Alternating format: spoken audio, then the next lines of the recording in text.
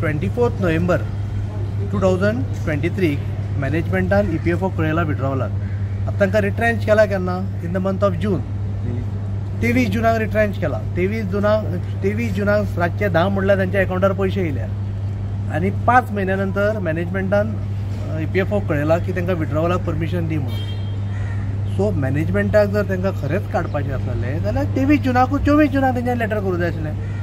सो तेंच्यांनी late representation दिल्या कारणान तेंचे जे एसेट आसा EPFO हो ट्रस्ट आसा सिजागोवाचो, त्या ट्रस्टाचो जो इन्वेस्टमेंट आसा तो सेल करपा खातीर आतां permission from Hubli to Delhi वयतलें. सो ऑलरेडी EPFOन आपले प्रोसेस स्टार्ट केला. ते म्हणटा आज EPFO स्टाफांनी सांगलें की हितून आमची कांयच मिस्टेक ना, कारण मॅनेजमेंटान 5 म्हयने घेतले आमकां हें कळोवपाक. सो मॅनेजमेंटान जर हे जुनानूच स्टार्ट केल्लें जाल्यार बाय दीस टायम म्हणल्यार ऑक्टोबर नोव्हेंबर म्हणल्यार तुमचे पयशे येता आसले.